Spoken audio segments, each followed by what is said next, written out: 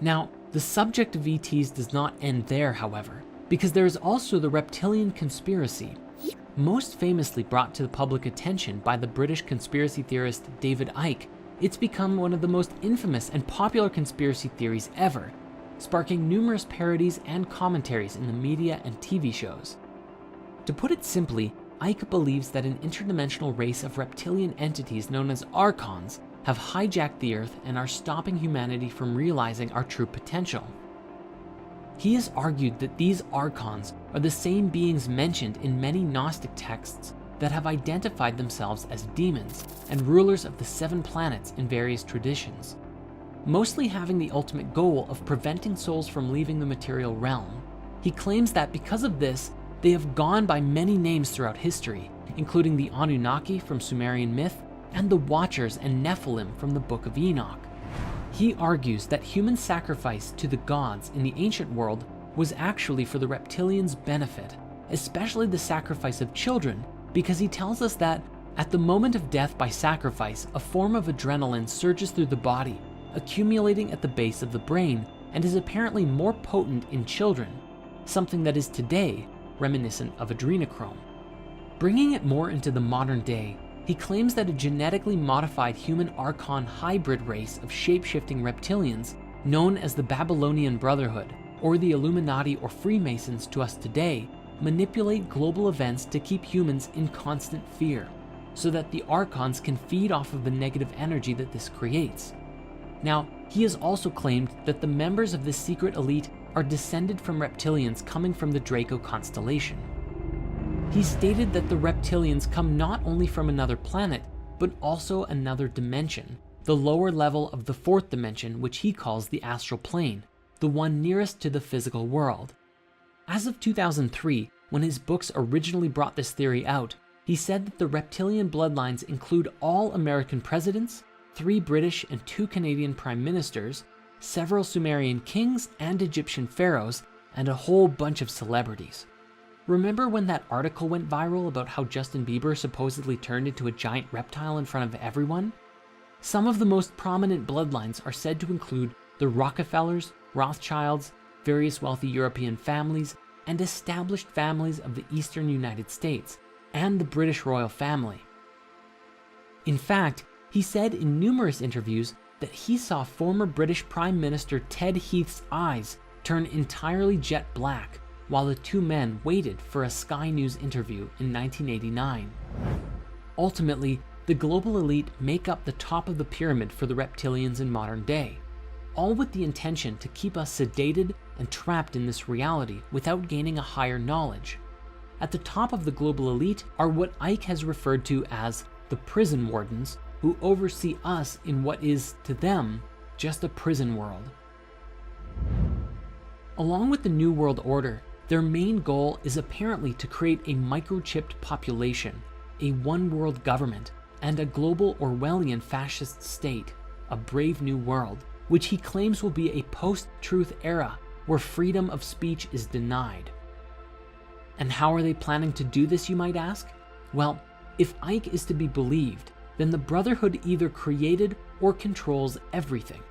Things like the United Nations, the International Monetary Fund, Round Table, the Council on Foreign Relations, Chatham House, the Club of Rome, the Royal Institute of International Affairs, the Trilateral Commission, and the Bilderberg Group, as well as the media, military, CIA, MI6, Mossad, scientific publications, most religious doctrine, and even the internet. In other words, they control every aspect of our society and can make us believe what they want, when they want. Before we move on, I think it's important that we now revisit Bob Dean and a particularly interesting story that he shared during the European Exopolitics Summit in 2009.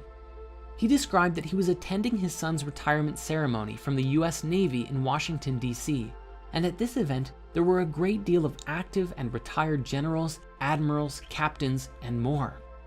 One particular retired Navy scientist approached him and said, "Hey, I know you. You're that retired command sergeant major who has opened up about the UFOs. I have a story for you. That my last government job was as a plasma fusion physicist at a top secret place outside of Las Vegas, and I was working there for 5 years with 2 guys who were not from here. They were from somewhere else, delightful people supporting us in figuring out plasma fusion, which equates to infinite energy forever. The man said, after a few years of working with these guys, I approached one of them and asked, okay, what do you really think of us, humans, as a species? And the alien said, well, since you've asked, we think you are a primitive, savage, and dangerous race. The other alien who was listening in then leaned in and said, and you also smell bad. And he explained that it's not really about our bodies, although yes, we have polluted our bodies and the earth to a wild extent, but that we also have a psychic odor about us. Our thoughts and feelings are so negative that other higher species find it terribly offensive. While this story is actually kind of funny, it's also something that we should take very seriously. According to the reports and expressions from many whistleblowers, the other species who are interacting with us are actually mostly benevolent, and if we can really listen to what they have to say and do some meaningful self-reflection, it may just help us to clear out our own negativity, release ourselves from any reptilian or other controlling influences, and put us into a position to meet some really cool otherworldly species.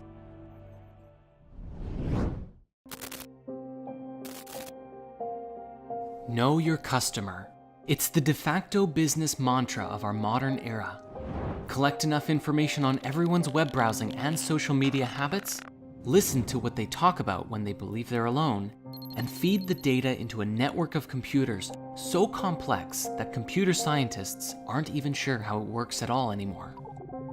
This complex neural network of computers, data, and programs are then linked to nearly all of us through the apps and web services that we use on a daily basis, spitting out products, content, and suggestions catered to individual desires better than anything that has ever been done before, keeping the masses glued and engaged on their phones, tablets, and desktops like nobody's business, and have been specifically designed to manipulate our thoughts and feelings in order to keep us using the apps longer, get our friends and family engaging, and spend more money in the process. This is our current reality. And what's more interesting, the business model is wildly successful and most people don't even know that they're a part of it. Where does humanity go from here? A cyberpunk dystopia? As technology continues to advance, there is concern growing in the minds of those who have freed themselves from the Matrix long enough to realize that there is an issue. As technology continues to evolve and humans become more integrated with it, the line seems to blur between what is real and what is not. Then again, if all of reality is an illusion anyways, does it even matter? Let us begin our exploration with the software that currently exists today that begins to blur the lines between reality and illusion. Deepfakes. Technology is just now reaching a point where we can produce videos of just about anyone saying or doing things that they otherwise wouldn't say. President Trump is a total and complete dipshit. Granted, this technology is still in its infancy, and while that clip itself can easily be identified as a fake, every day as it improves, it becomes more and more difficult to tell the difference between deepfake and reality. Even today, it's being used in nefarious ways, including making porn videos of celebrities by taking their faces and applying them to other bodies. As time goes on, we may exist in a world where across the internet could exist countless videos of famous people, celebrities, politicians, all saying things that they would never otherwise say. And what happens when it gets so good that nobody can tell the difference? The real and fake versions arguing over which one is authentic. But of course, this is only the beginning of our technological conspiracies and how we slowly lose touch with our world as we enter into new ones. One of the biggest growing concerns in the world is the belief that the powers that be are attempting to control everyone through advanced microchip technology. For while each of our mobile devices already track and monitor us, the microchips could be used to monitor and potentially even manipulate thoughts and emotions on a mass level, just like Facebook and Google are already doing today. The powers that be wouldn't just be watching you on the outside, they'd be able to monitor everything inside, everything about you, down to what you think about. This technology, combined with an AI that can associate complex combinations of states within your physiology, predicting future behaviors and affecting our perception and decision-making processes, a very scary and possible reality becomes available to us, one where we integrate with technology. As we know, this is already happening on some level right now, with the algorithms actively recording everything you search and serving it back to you on a silver platter. This, however, would be a far more invasive integration, and what's even crazier to consider is that people would do it voluntarily. You see, very few people are going to just allow this technology to be embedded in their bodies just so that the government can monitor them. Rather, just like with cell phones today, the microchip will be a no-brainer for people who are willing to receive the benefits of this tech, and the exchange, intimate access to your personal information, everything you see, think, feel, touch, taste, and so on. But what kind of benefits would there be? Well, at the earliest level, which Elon Musk has already announced with Neuralink, is that by connecting a very few tiny wires directly into your brain, they could theoretically overwrite neural patterns of depression, anxiety, and even help heal spinal problems, among other things. But in the grand scheme of things, and with a great deal of innovation, where this technology seems to go is into the realm of having a sort of telepathic link to the internet. When you have a question, instead of pulling out your phone and searching for the answers on the internet, you can access all of the information instantaneously about anything that you want. For others with the implant, you may find yourself connecting to others in a pseudo-telepathic kind of way, where your thoughts and feelings could be personally shared with others in real time, communicating beyond words, but with a language of images, pictures, and even sharing experiences. This would allow you to connect with others both mentally and empathically as well, which could bring people closer together. This would fundamentally change the education system too, for who needs school when you have instant access to every bit of information known to mankind right there in your mind? This chip could theoretically support you in downloading information thousands, if not millions of times faster than reading or watching documentaries. Much like Neo in The Matrix, downloading a lifetime worth of fighting techniques and becoming a kung fu master in a single day, this level of integration could be possible with this kind of technology. Imagine if you wanted to become an amazing artist or learn everything there is to learn about programming, quantum mechanics, or even becoming a professional accountant or lawyer. So why not just spend an afternoon or evening downloading and installing courses directly into your mind? You could theoretically condense 6 years of intense university studies into a weekend and have the exact same level of knowledge, or even greater knowledge, compared to someone who took the time to learn it the old-fashioned way.